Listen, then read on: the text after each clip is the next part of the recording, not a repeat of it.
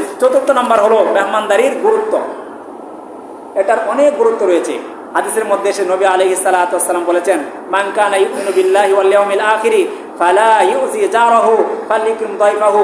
নবী আলাইহিস সালাতু ওয়াস সালাম বলেন, যে ব্যক্তি আল্লাহর প্রতি এবং পরকালের প্রতি বিশ্বাস রাখে, ঈমান রাখে, সে যেন কি করে, ফালা ইউজি জারাহু, সে যেন তার প্রতিবেশীকে কখনো কষ্ট না দেয়, ফাল ইকরিম দাইফাহু, এবং সে যেন তার মেহমানকে সম্মান করে। সুবহানাল্লাহ।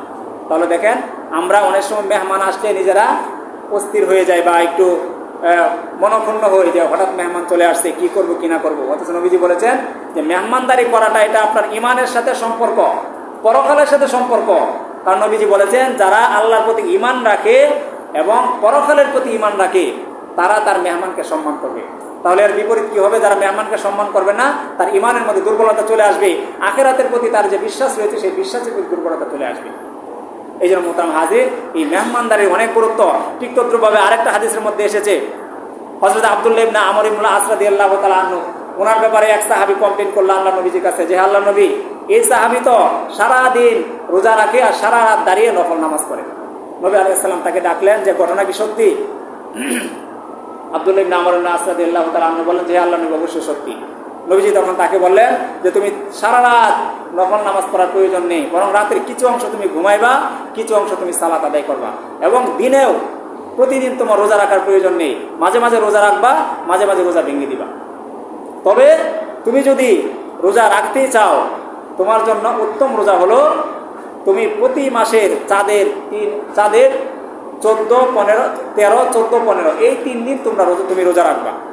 এতে করে তোমার অনেক ফায়দা হবে। তখন ওই সাহাবী বলল যে, ও আল্লাহ নবী, আমি আরো এর চাইতে বেশি রোজা রাখতে চাই, আমল করতে চাই। তখন নবীজি বললেন যে, তুমি হযরতে দাউদ আলাইহিস সালাতু ওয়াস সালাম যেভাবে রোজা রাখতেন সেভাবে তুমি রোজা রাখবা, আর সেটাই ছিল সবচেয়ে উত্তম রোজা। আর দাউদ আলাইহিস সালামের রোজার নিয়ম ছিল, উনি একদিন রোজা রাখতেন, একদিন রোজা ভাঙতেন, একদিন রোজা রাখতেন, একদিন রোজা ভাঙতেন। নবী আলাইহিস সালাতু ওয়াস সালাম হাদিসের শেষে বললেন যে, হে সাহাবী, তুমি যে নিয়মিত রোজা রাখবা বা নিয়মিত তুমি সারা রাত জেগে জেগে সালাত আদায় করবা, এটা তোমার পক্ষে করাটা মুশকিল হয়ে যাবে। কারণ তোমার উপরে তোমার শরীরের কিছু হক রয়েছে, তোমার চোখের কিছু হক রয়েছে, তোমার স্ত্রীর কিছু হক রয়েছে, এবং সর্বশেষ বলল তোমার উপরে মেহমানেরও কিছু হক রয়েছে।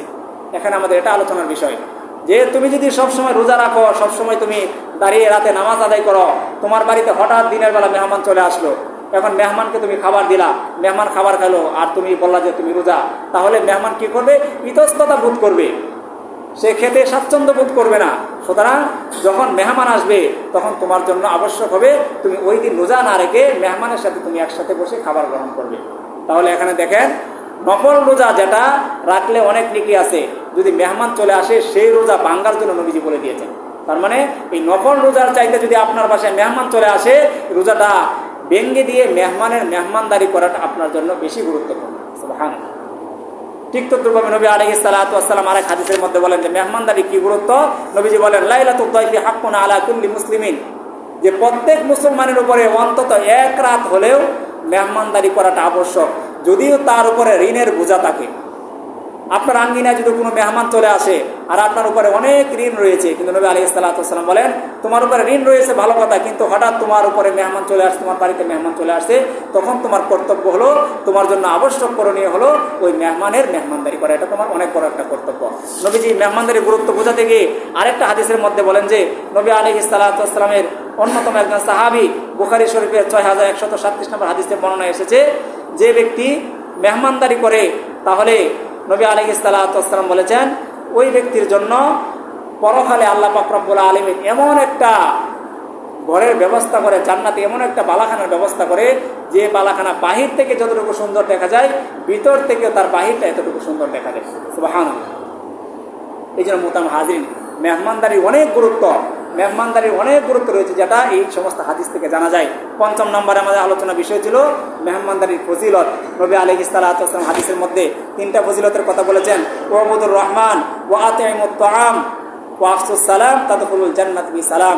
নবী আলাইহিস সালাতু ওয়াস সালাম বলেন যে তোমরা রহমানের ইবাদত করো, আল্লাহ পাকের ইবাদত করো, ওয়া আতইমুত তাআম এবং মানুষদেরকে তোমরা খাবার খাওয়াও, ওয়াফসুস সালাম এবং মানুষের মধ্যে সালামের ব্যাপক প্রচার প্রসার ঘটাও, ওয়া তাদখুলুল জান্নাত বিসালাম। এই তিনটা কাজ যদি তোমরা করতে পারো তাহলে শান্তিতে তোমরা জান্নাতে বসবাস করতে পারবে। সুবহানাল্লাহ। এর মধ্যে একটা হলো আতইমুত তাআম, মানুষকে খাবার খাওয়ানো। এরপর নবী আলাইহিস সালাতু ওয়াস সালাম আরেকটা হাদিসের মধ্যে বলেন, নবী আলাইহিস সালাতু ওয়াস সালাম বলেন যারা নফল রোজা রাখে, 4 ধরনের ব্যক্তি এরকম রয়েছে যে 4টা কাজ অতি দ্রুত সময়ের মধ্যে করে ফেলতে হয়। এর মধ্যে অন্যতম একটা কাজ হলো যখন কারো বাসায় দ্রুত সময়ের মধ্যে মেহমান চলে আসে, তার ঘরের মধ্যে যা রয়েছে অতি দ্রুত সেই খাবারের মাধ্যমে ওই মেহমানের মেহমানদারি করা। এটা নবী আলাইহিস সালাতু ওয়াস সালাম অন্যতম একটা সুন্নাত।